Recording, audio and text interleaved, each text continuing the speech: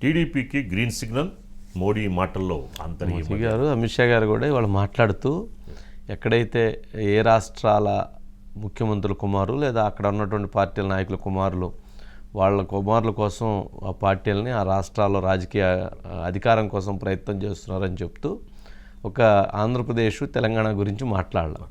అంటే జనరల్గా ఇక్కడ పొత్తు దిశగా అడుగులు వేయటం కోసం ఆ విధంగా మాట్లాడలేదు అనేటువంటిది ఒక ఇండికేషను. సరే ఆల్మోస్ట్ వాళ్ళది నేషనల్ కాన్ఫరెన్స్ అయిపోయినాయి. 20-21 తారీఖుల్లో ఒక ఇండికేషన్ రాబోతుంది భారతీయ జనతా పార్టీ వైపు నుంచి.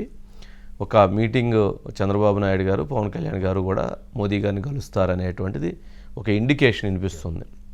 మరి దాని తర్వాత నెక్స్ట్ డేనే సీట్లకు సంబంధించినటువంటి ప్రకటన కూడా ఉంటుందనేది ఒక అంశం.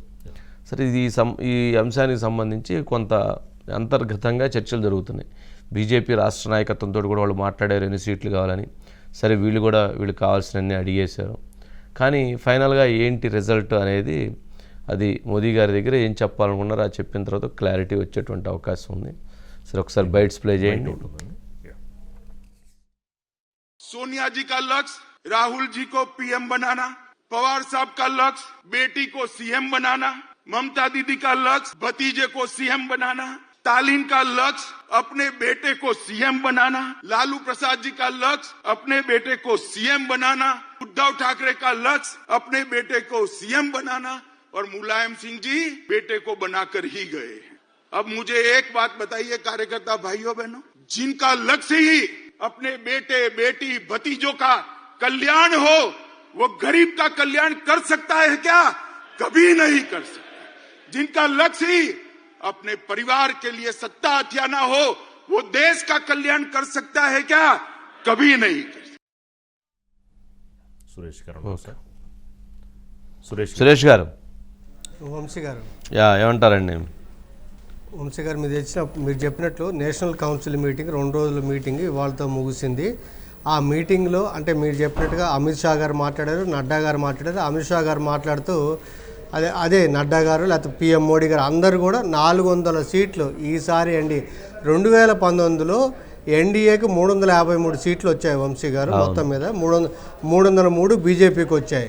అయితే ఈసారి 400 సీట్లు ఎన్డీఏకి 400 సీట్లు వచ్చే అవకాశం ఉంది. అందులో 370 సీట్లు బీజేపీకి అని చెప్తూ ఎన్డీఏ లక్ష్యాన్ని పెంచారు. ఆ రకంగా ఎన్డీఏలో అంటే భాగస్వామ్య పార్టీలు కొన్ని వచ్చి అంటే మీకు తెలుసు ఒక రకంగా మనకి శివసేన లాంటి పార్టీలు బయటికి రావడం అంటే అది విభజన జరగడం, ఆ రకంగా మహారాష్ట్రలో మార్పు జరగడం, ఇప్పుడేమో బీహార్లో రావటం.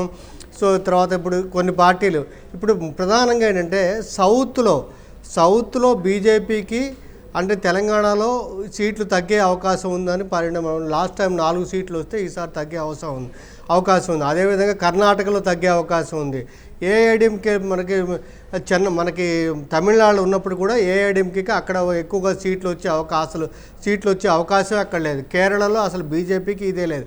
కాబట్టి ఒకవైపు బీజేపీ తిరిగి అధికారంలోకి వచ్చే అవకాశం ఉన్నప్పుడు కూడా సౌత్లో తన ప్రజెంటేషను అంటే ఎన్డీఏ కానీ బీజేపీ కానీ ప్రజెంటేషన్ అంటే దాని భాగస్వామ్యం అనేది ఎక్కువ కనపడట్లేదు అని చెప్పి ఒక చర్చ అనేది నడుస్తుంది. ఆ నేపథ్యంలో అమిత్ షా గారిని మొన్న ఫిబ్రవరి 8వ చంద్రబాబు నాయుడు గారు కలిసిన తర్వాత అమిత్ షా గారిని అడిగితే త్వరలోనే మీకు ఆంధ్రప్రదేశ్లో పొత్తుల విషయం మీకు స్పష్టత వస్తుంది అని చెప్పారు.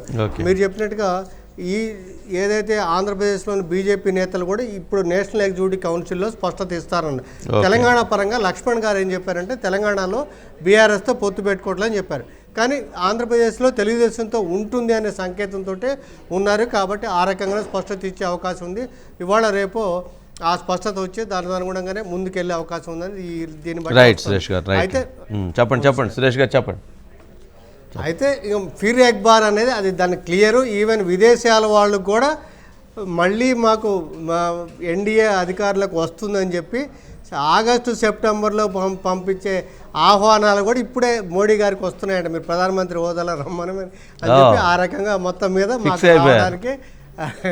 మరి ఎప్పుడు అంత ఓవర్ కాన్ఫిడెన్స్ కూడా మంచిది కాదేమో రాజకీయాల్లో. సరే సురేష్ గారు చూద్దాం. Right, thank you.